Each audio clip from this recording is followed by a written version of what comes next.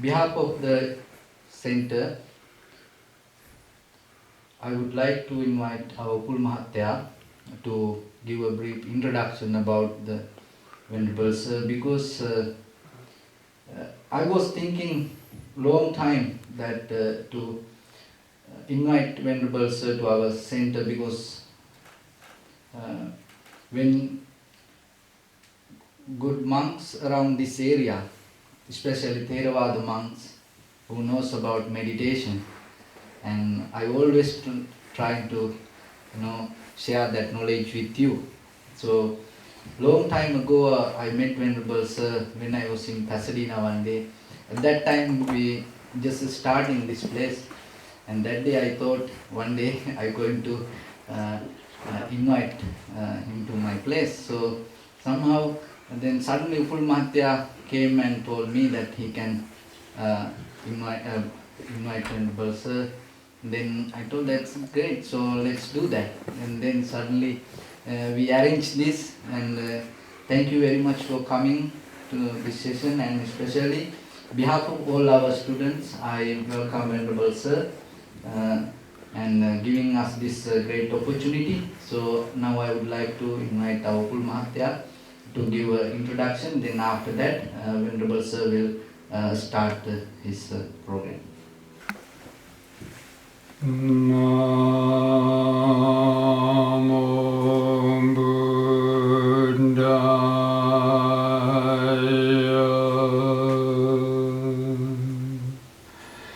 Namo Buddhaya.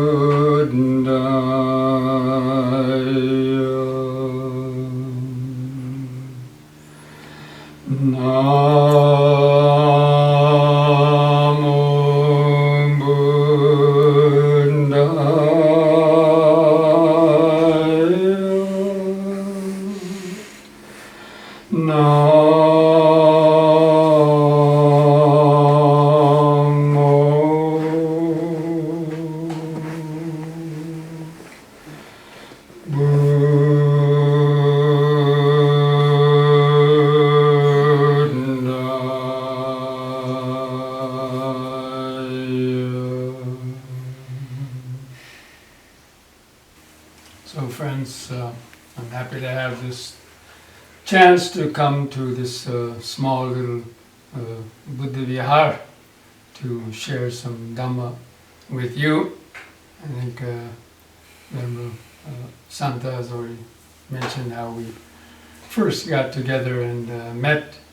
And as you briefly mentioned, I went to Sri Lanka in 1974 the first time, and went to that monastery that he mentioned, 1974 also. So it's been 40 years since I first went there and met Venerable Suttadhara, who lives in Ventura, and I've kept in touch with him all this time. And for the last many years, since I left the Bhavana Society monastery in West Virginia that he mentioned, I retired from there about 5 years ago, and have been continually kind of traveling around the world, spending 1 or 2 or 3 or more months in different places, sharing the Dhamma and leading meditation retreats. So I think I'd just like to see the hands of those who attend the meditation sessions here that have been going on here, attend them kind of regularly or have a regular meditation practice.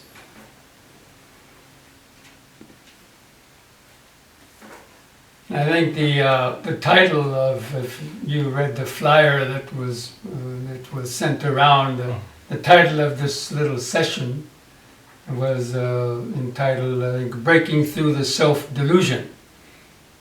How many people remember reading that? Very few.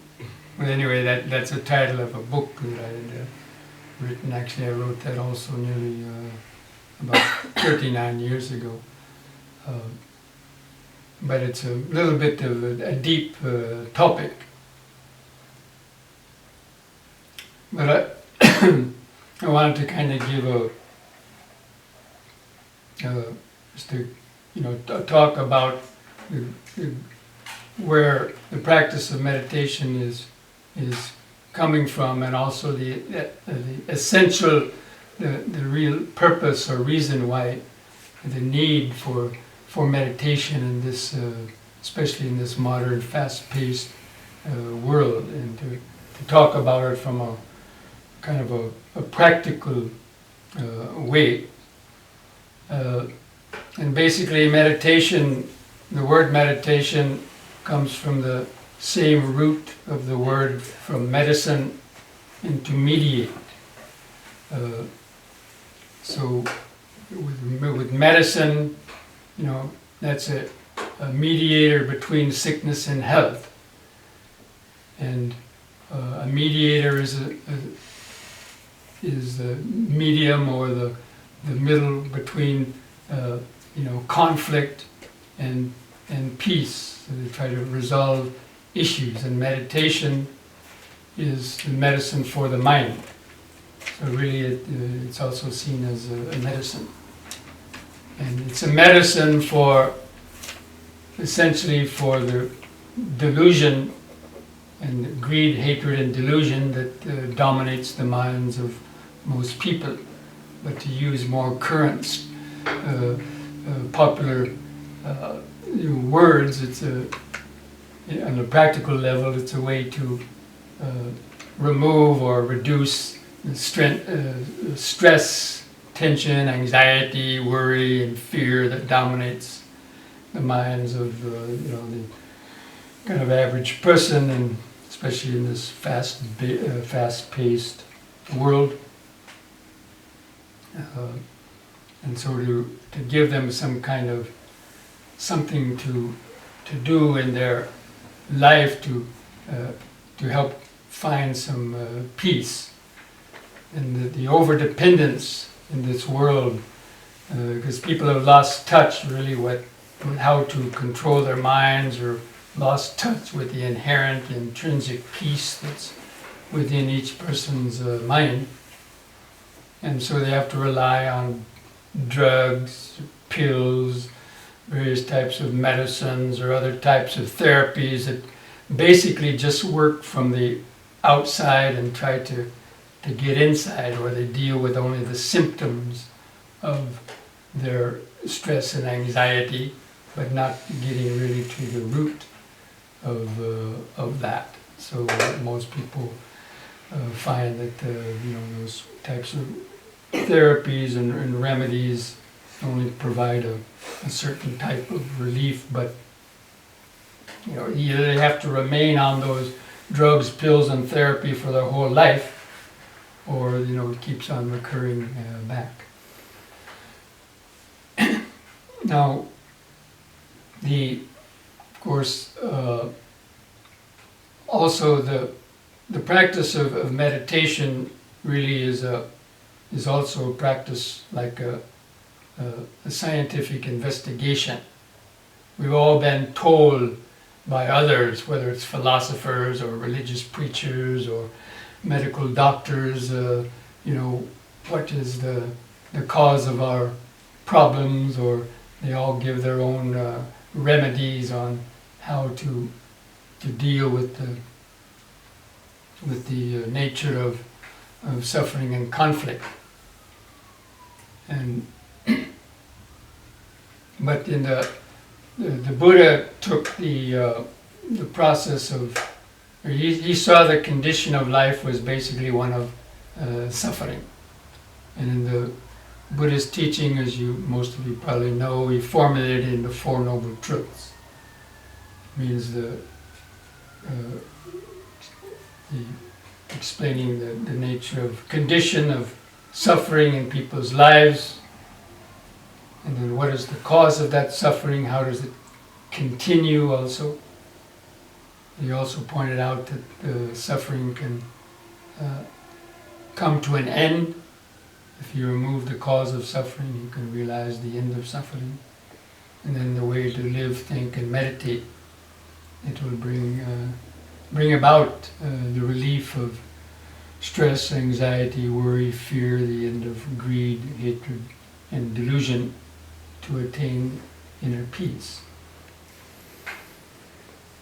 For most people, everybody is searching for happiness or peace, and even the tiniest little ant, if it's crawling along the ground and you put your finger down in front of it, it will stop because it senses some danger or fear, and it turns around and goes the other way. So even in something that small as a tiny ant, there's something very alive, something very conscious. And that same consciousness is the essence of consciousness that is in all beings. But for the human being, our idea of happiness has become very complex. For the ant, it's just to keep away from death or destruction, and just to be happy to take his food from one place over to the ant hill.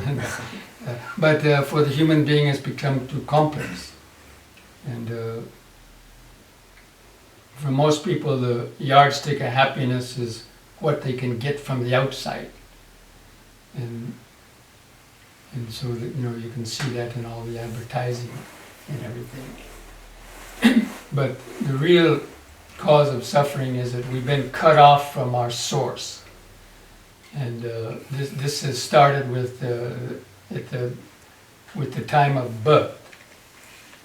That for 9 months you lived in the womb and you were connected, to the life force through the umbilical cord, and in the growing in your mother's womb. And when you were just a one-cell organism, you also had consciousness at that point. And then for 9 months, those cells divided into billions of cells, and that consciousness also went to each cell. But then at the birth, you got kicked out of the womb, and then they cut the cord, and now you got separated from the life force. You got separated from the oneness of being in the mother's womb. And then you get a little name, little Johnny, little Susie. And all your relatives come over and good, tickle the stomach, and give you toys and candy.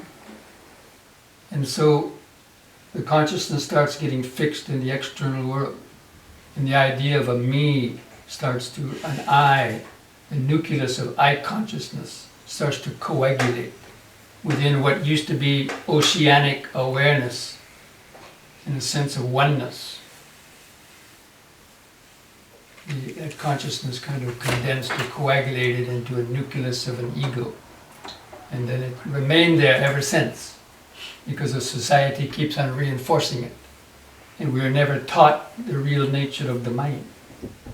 And so that's the beginning point where we are cut off from truth. We are cut off from the essential life force that we all have. And the life force is still there, but we've simply been disconnected from it. And the awareness is fixed in the external world. And that we see the world as me against all that outside. And the skin becomes the dividing line between the inner world and the outer world. And for most people it's a struggle, the outer world, and dealing with sight, sound, smells, taste, touches. We've developed this greed and desire for pleasurable feeling. Because we've lost touch with our original source, we've lost touch with the source of truth, with the source of happiness, which is that being in touch with the pure awareness that's inside. And for the most part, most people's minds are caught between the push and the pull, or the tug of war, between trying to capture pleasurable feeling and to get away from painful feeling. And this is the the situation that's within the mind of, anybody who has not reached liberation, or at least the first stages of freedom. So anyway, this tug of war, push and pull between trying to get or capture and hold on to pleasurable feeling, and then the fear and anxiety, worry of getting painful feelings coming to you. So most of our life is spent on, if we don't have pleasurable feeling, we're scheming ways to get a hold of pleasurable feeling. That means to have pleasurable sights, sounds, smells, tastes, touches, and even our thoughts. And the anxiety and worry of knowing that painful things will come to us. And so that's an existential angst that's there, just underneath our surface mind. Of course, people are trying to hide that and avoid that by surrounding themselves with all kinds of toys and gadgets and things that will bring them a certain amount of pleasure, but all those things are subject to impermanence. And so this is really what the Buddha meant by dukkha, or suffering.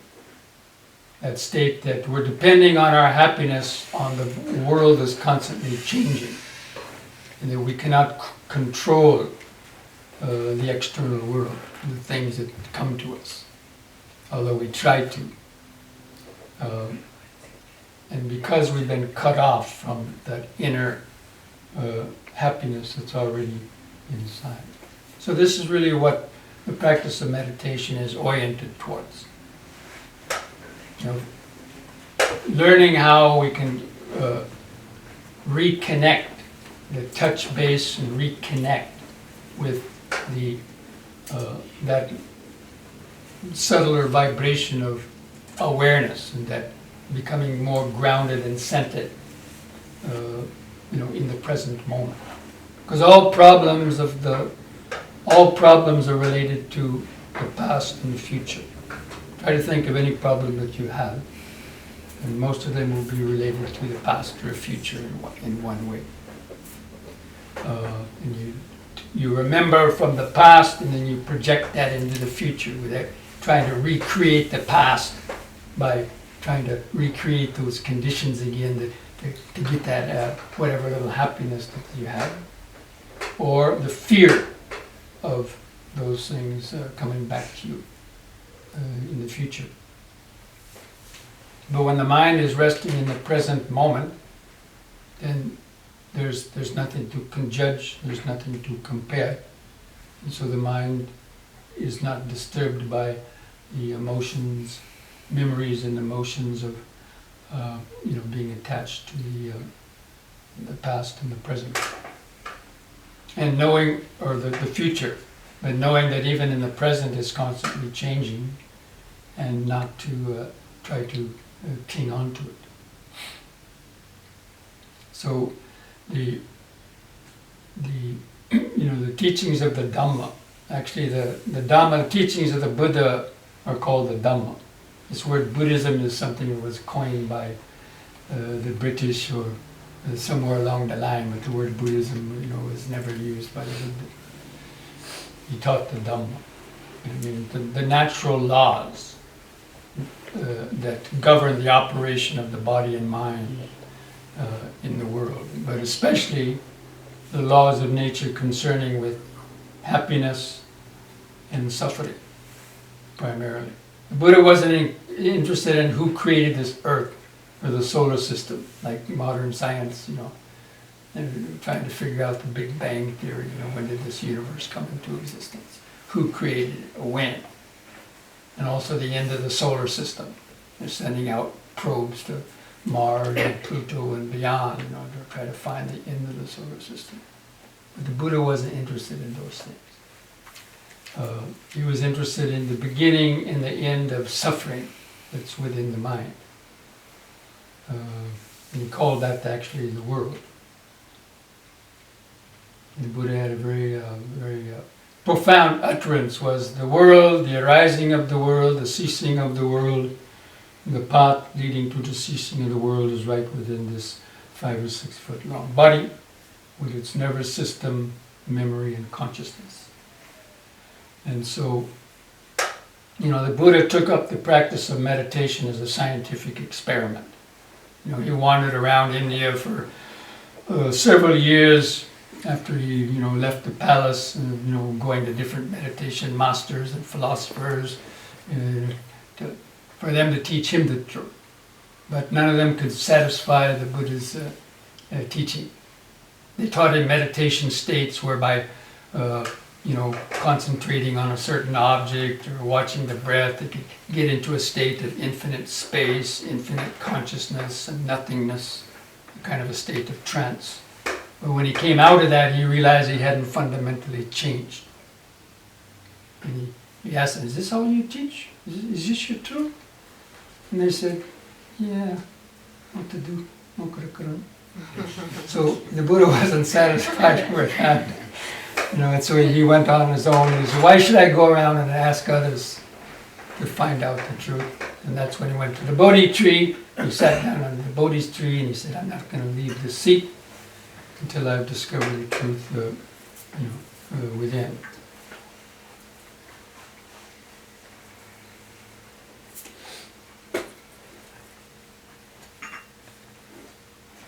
And so he took that up as basically a scientific experiment. And the Buddha considered the body as our laboratory, and the mind as the microscope. So just if you've taken lab in high school or college, you go in the laboratory and they have the tables all bolted to the floor, and they have the microscopes firmly bolted to the table so they can't move and jiggle. And so that's why the Buddha placed emphasis on sitting in a meditation posture that you can hold and try not to move around too much, to keep the body still, and then by focusing the mind inside, start developing mindfulness and concentration. So the practice of meditation, the way the Buddha taught it, especially according to what he called the 4 foundations of mindfulness. 4 foundations of mindfulness is the most complete and thorough exposition or teaching on the practice of meditation. And it starts with the body. Of course, the ultimate source of suffering is within our mind. That means greed, hatred, and especially delusion. People talk about greed a lot, but actually it's delusion, ignorance, not understanding the nature of the mind, which is the deepest poison. Because greed and hatred come from ignorance. And you can't give up greed if you're still ignorant. And so understanding the mind and how it works and how it gets trapped in its various unwholesome types of habits of body, speech, and thought. Understanding the mind, that is the real sort of essence of the wisdom. That means understanding the mind. And the mind is the most powerful thing there is really on this whole universe, especially in the human being, because this mind can be used for a lot of powerful things, to go to the moon and develop vaccines and medicines, but it can also be used for creating the atom bomb and dropping it on innocent people, using weapons and so on. So learning to understand and control the mind is the most important aspect of the practice of the Dhamma. And the other practices such as dana and sila, what are the practices of the Dhamma or the Buddha's teaching that the Sri Lankans and people in Buddhist countries, they practice dana and sila. Now those are supporting factors for practicing Dhamma, but the real practice of Dhamma is learning how to transform and purify the mind. But anyway, I know we have limited time, but so the practice of meditation, according to the 4 foundations of mindfulness, begins with mindfulness of the body. Because the body is considered to be the true home for the mind, as I mentioned before. When you were 9 months in the womb, all you knew basically was the body. You were connected with every cell of the body. It was evolving. Every day it was growing larger and larger. And you were totally, connected to that process.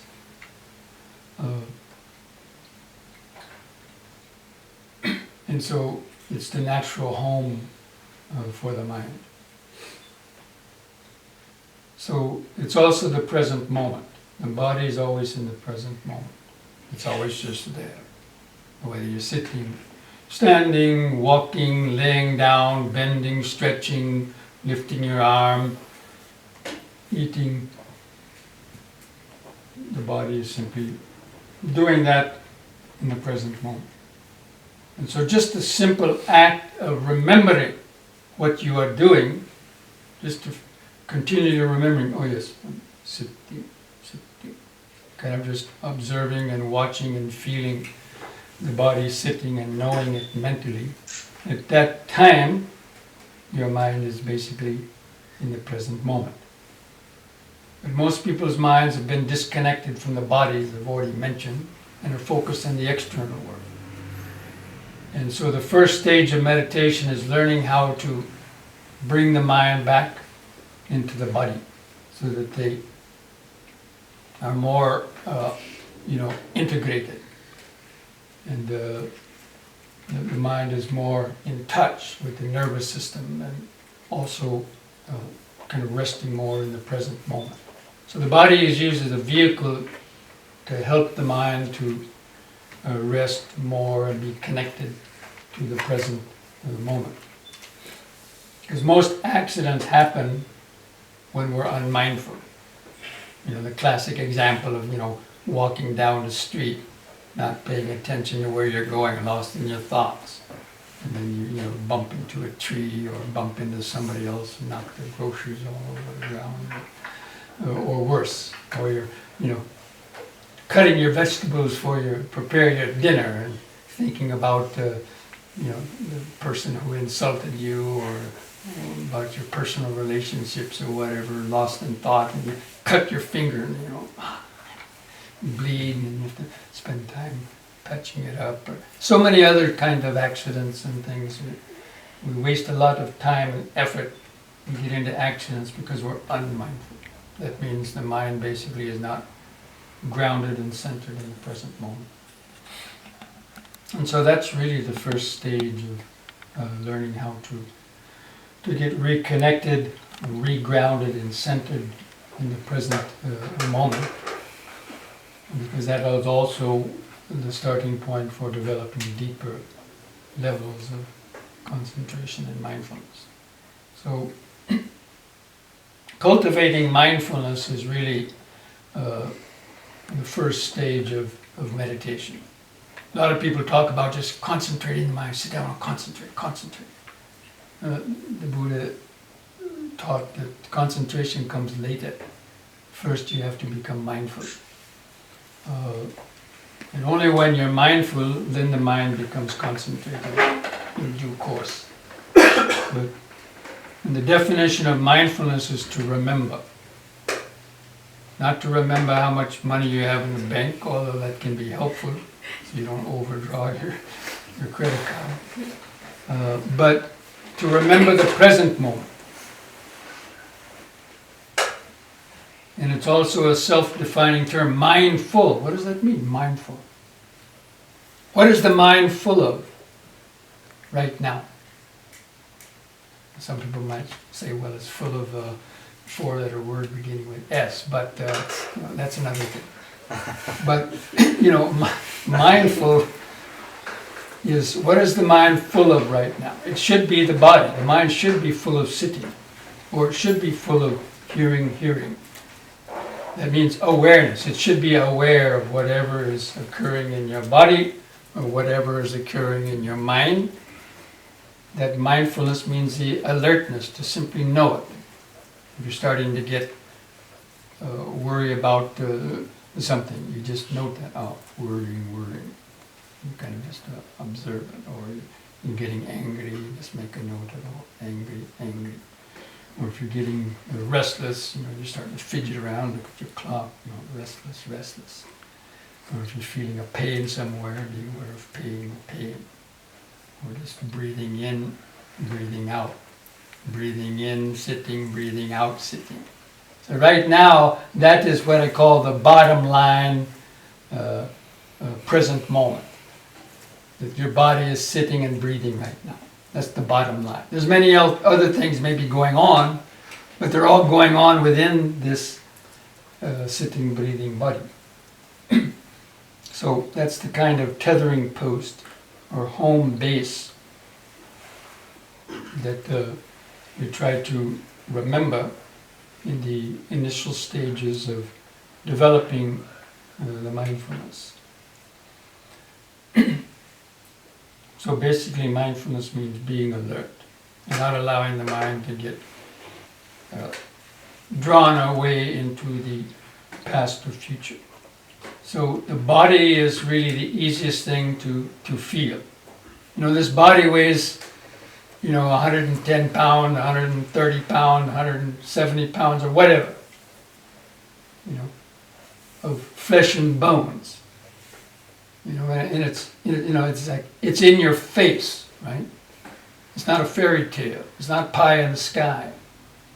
It's right there in front of your face. Although most people are oblivious to it 80% of the time because they're lost in their thoughts. But it's easy to feel. At any one time, your buttocks are pressing the ground or your feet are pressing the ground. And so we use those as touch points to always kind of come back to and just to feel, or to just remind oneself of sitting, or take some deep, slow breaths every once in a while, and bring the mind back, re-ground it, re-center it in the body. Because the whole world comes through your nervous system.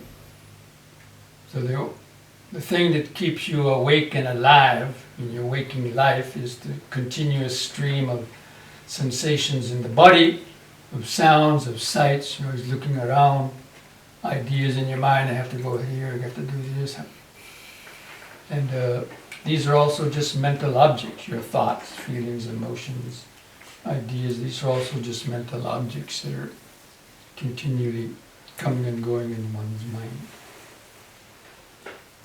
So to learn how to relax and to begin to try to observe that is really the first stage in developing mindfulness and getting centered in one's laboratory. Again, it's the laboratory, this body with its nervous system, with the energies and data that's moving through your nervous system. That's really, being taking a seat in the laboratory.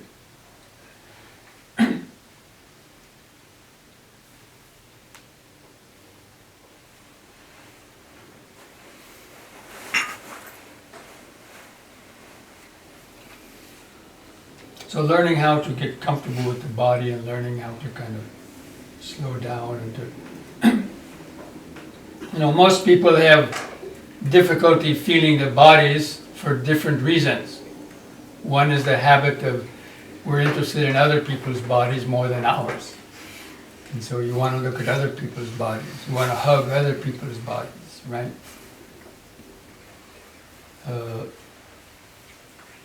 But the Buddha suggested that we hug ourselves first. And what does hugging yourself mean? It means getting in touch with your own body and really feeling it, feeling the life force bubbling through your veins and arteries, feeling the sensation of it, really, and learning how to kind of just relax and be there in that, getting really reconnected to it. But the problem is that most people's circulation is very poor, or they have lots of pains, so it's not a comfortable place to hang out. Because their body's either full of pains or it's stiff. They got some other problems, so it's not a pleasant place to hang out. And that's why doing yoga exercise is also becoming popular for Buddhist meditators. And this is another thing that, before 40 or 50 years ago, probably no Buddhists ever practiced yoga, especially in Sri Lanka, Thailand, other places. The Buddhists think that yoga belongs to Hinduism, and they're very, very anti-Hindu. And so they say, well, we shouldn't practice that. Or because the Buddha didn't specifically mention that, we shouldn't do that. But the Buddha did mention that health is, one of the blessings to have good health.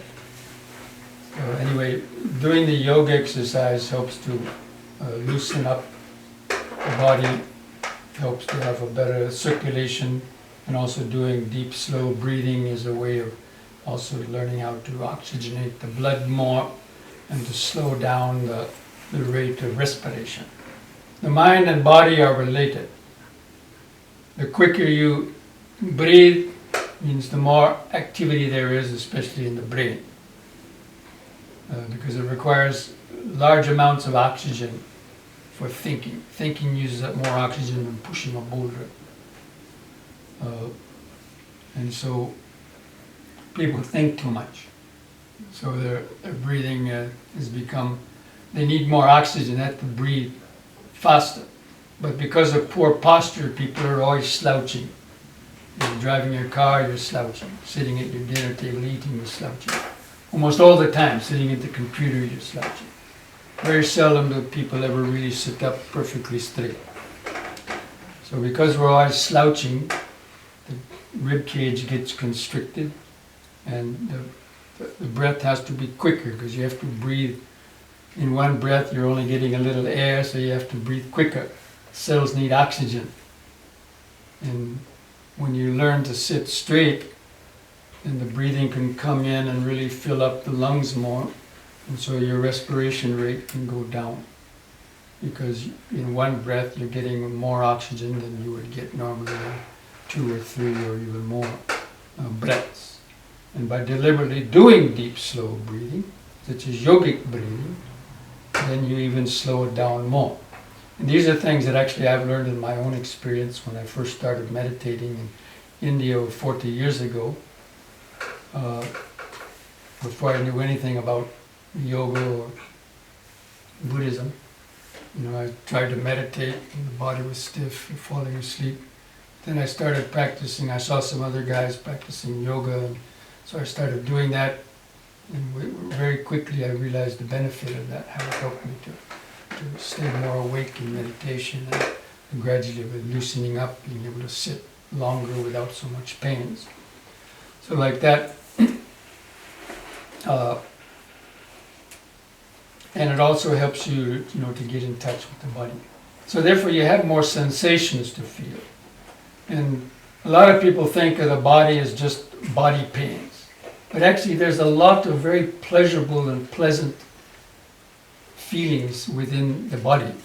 Just feeling the subtle pulse of blood in your arteries or veins, feeling a little tingling sensations in the fingers or other places. Even feeling the touching of the light touch of the clothing on the skin, the friction. These are very light, soft, and pleasurable feelings. And when you can kind of tune in and just feel that, it becomes very pleasant for the mind. And the mind likes to hang out in that. Because again, the mind is always seeking for pleasurable feeling. If it can't find it inside, it goes outside. And that's the problem. People have lost touch with the subtle and intrinsic feelings, of course, is not only the bodily feeling, but also the mental pleasurable feeling when the mind becomes relaxed and it rests more in the present moment. The mind itself experiences its intrinsic and subtler level of buoyant contentment and happiness. But the body is just a vehicle for reaching that. The body is a vehicle for reaching the mind. So that's why the Buddha started with the practice of mindfulness of the body. And by doing the yoga exercises, it's a way of also helping people get in touch with the body, and by learning to get a little bit more flexible, doing some deep, slow breathing, to generate more. It helps you to generate that kind of pleasurable feeling, and also to stay more alert and aware, which then puts you in touch more with the mind. So within the Buddha's scheme of meditation, the 4 foundations of mindfulness, it's a gradual practice. First, the body and breathing is used to get centered and grounded in the present moment and get in touch with the subtler sensations. And that allows you then to more clearly observe your feelings that are rising, the pleasurable and painful and neutral feelings that are coming and going within the body and mind. And that gives you access then to your thoughts and emotions, because all of our thoughts and emotions and reactions come from the feelings that we're experiencing. You have a painful feeling and a desire to move and to get rid of it comes into your mind. If you have a pleasurable feeling, the desire to try to hold on to it and to keep it, or comes into the mind. So, and that's where we get all caught up in the web of karma also. So, the practice of mindfulness, it begins with the body. But while you're resting the mind in the body and being mindful moment to moment, you're also developing concentration. And a lot of people see concentration and mindfulness as 2 separate things, but they're not actually. That concentration is simply unbroken mindfulness. And even when people, they say they practice concentration, they concentrate on the breath. But actually the Buddha called it anapanasati, mindfulness of breathing, not concentration on breathing. But when that mindfulness is unbroken, without the hindrances, and it's totally, fully in touch with the breathing process, then we say we're concentrating. But actually it's mindfulness. But unbroken mindfulness. Or you can develop mindfulness from moment to moment, where you're not fixing on one particular object, but from moment to moment you're aware, there's sensation here, a thought here, a sound going through the mind. And you're keeping up with the moments of hearing, seeing, tasting, smelling, touching, from moment to moment, but without clinging on to them, without getting caught or trapped by them. And that is what is called momentary concentration. The mind is floating from moment to moment, but without getting caught and stuck, getting disturbed by painful feelings, without getting caught on pleasurable feelings, without getting dragged into the past or the future. It's floating in the present moment. And that's what's called momentary concentration. And that's really the concentration that we cultivate when you're practicing the vipassana meditation.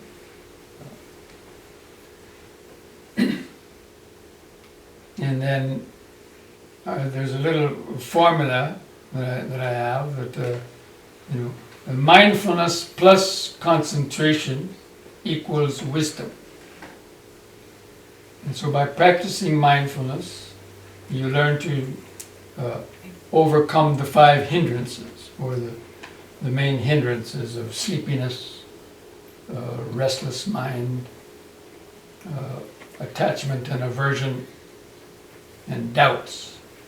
But you have to be mindful. In order to overcome those hindrances, you have to be mindful. And mindfulness is like a watchdog in the back of your mind. So people have a watchdog in their house, right? What for? So when a thief comes, the dog will bark, right? When a stranger comes, isn't it? So in meditation, there's 4 thieves of our mind, or 4 thieves. And those are physical pain, sleepiness, incessant thinking, and also sounds. Because when sounds distract you and you hear a sound, you start, what is that, what is that? Your mind starts thinking about getting disturbed by a sound. So it means it steals you away from the present moment. And so the mindfulness acts as like the watchdog. So when you're sitting there and you're getting lost in thought, you recognize, thinking, oh yes. It alerts you, oh, I'm getting lost in thought now. It's like the watchdog barking. Or you're starting to go to sleep, you recognize, sleep, and you try to straighten back up. Take a deep breath, get re-grounded in the present moment, and so on. So that's the way to try to see the function of mindfulness is like the watchdog, to alert you to the distractions of your object of concentration. So the object of concentration is remembering that the body is sitting and breathing in the present moment. Now you can choose the breathing as a more exclusive object, or you could just use the body as your primary object of the present moment. Just keep reminding yourself, sitting, feeling the feet, the hands, straight back, or the head. But it's still concentrated, the mind is still right there, kind of in front of you. Or what I encourage people to do is integrate them. That it's not the breathing or the body, but it's the breathing body. And to be aware of that.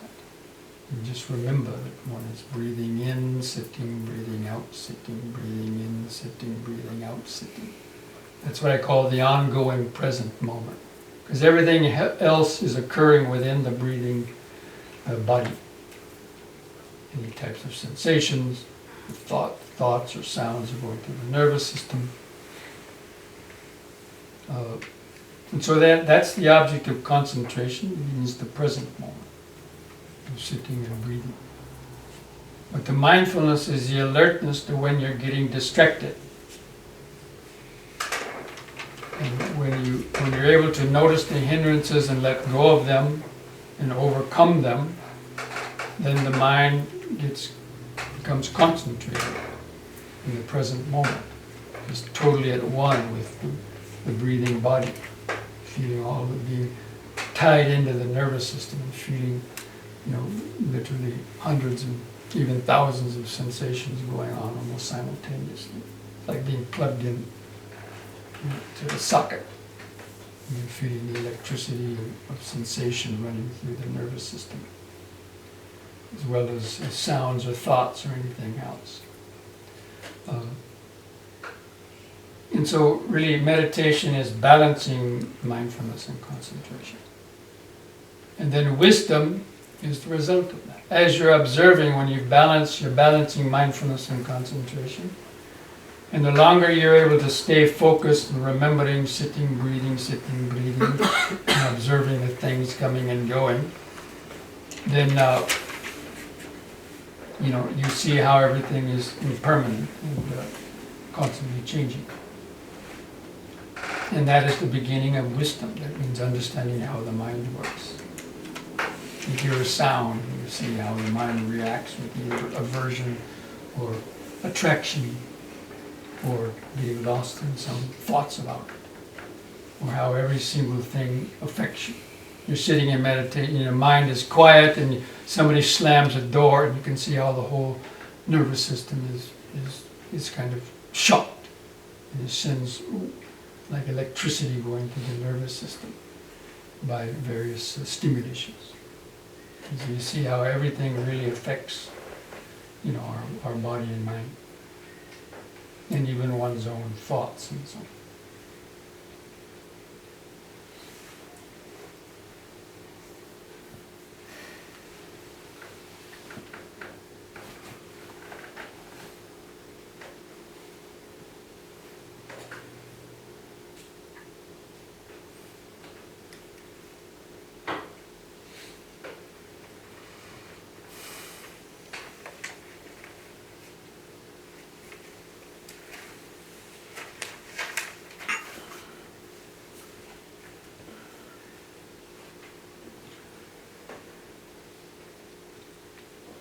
So by developing mindfulness and concentration, as I mentioned, the longer you can stay focused without these hindrances taking your mind away, it's like turning up the power of a microscope. And with each minute you can keep your mind focused on the meditation object, let's say the breathing, the body. It's like turning up the power of a microscope from 5 to 20 to 50 to 100, 500, until you smash the atom. That means you experience emptiness.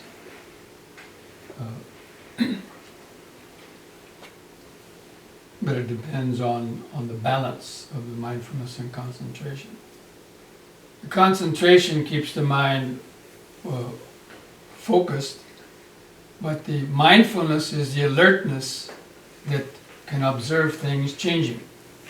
If you become too concentrated and you stop being alert, if you get too absorbed into the object, the mind can lose touch with other things, and it can get sucked into this extreme silence, this very peaceful and tranquil awareness of the particular object that you're aware of, but it can also cut you off from the other kind of senses. And you can become so peaceful and blissful that you become attached to these very pleasant, blissful feelings coming out of this silence. And a person could either space out, there's a danger of spacing out, or even falling into kind of what is called a sinking state, or becoming like almost asleep. So that's why if there's too much concentration and not enough alertness, that can happen. And if there's too much alertness but not concentration, the mind can be overwhelmed by all the different things that it's noticing and getting disturbed by that. But when they're balanced, concentration and mindfulness, then they become very powerful, like a light, a beam of light, what they call like a laser beam, that can cut through all of the delusions of the mind and to cut to the chase, as it were, really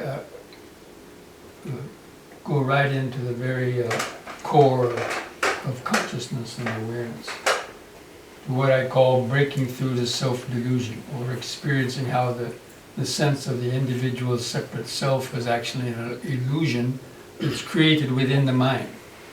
In the mind, by the mind, and for the mind. The sense of the self. Dualistic consciousness.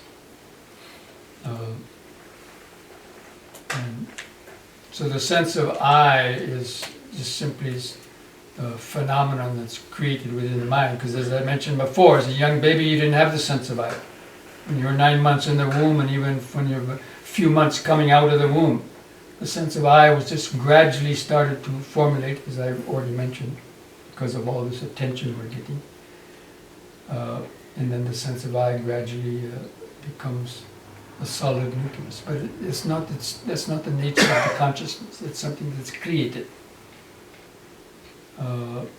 But most people don't know how it's created, and because of the influence of society, we're all told to cling on to that and build it up, and of course we have to a certain extent, But when you don't understand the nature of it, that's when people become narcissistic, or they become overly, and they use that ego to dominate others and to pursue its greed and hatred. And that's what causes the suffering. But anyway, that's another story. I'm just mentioning this kind of give you a brief overall picture of what's occurring within meditation. So, and I like to give the simile of the ice cube. The sense of a separate self is like an ice cube floating in water.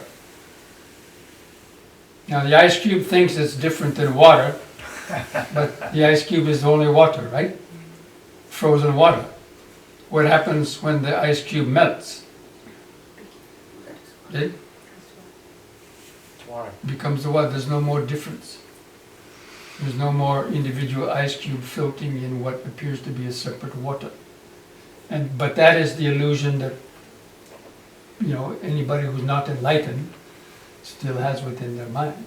But they take that sense of self for real and cling to it, and then they use it again, as I just mentioned, for their own pursuit of pleasure or pain, and anybody who threatens that ego, gets eliminated. And all stress and tension is concerning the ego and the self. Identifying it from its past, what happened to you in the past, and what's going to happen to you in the future. All worries, anxieties, and fears are because people are clinging on and identifying to this self that's actually just an illusion within the mind. And meditation can be used to help to, by understanding that process and learning how to live in a skillful way. One may not totally overcome the sense of self right away, but you can learn to understand it and not allow it to dominate you, and not use it in a way that creates you further types of anxiety, worry, fear, and getting caught in the web of negative types of karmic actions and so on.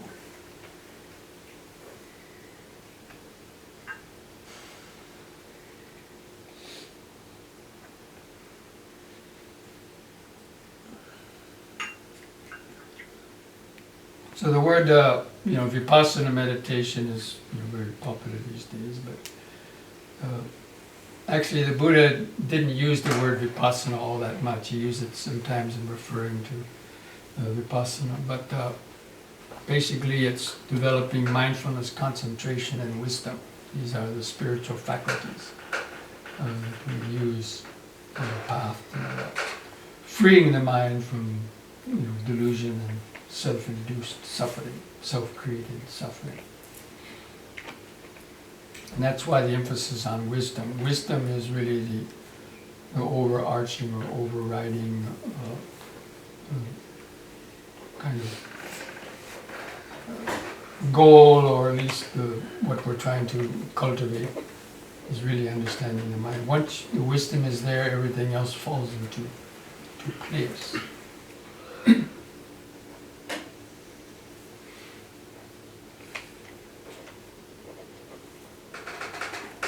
So, I think I might stop here in this sort of Dhamma talk. And if any of you have any questions about any of that, feel free to ask a question.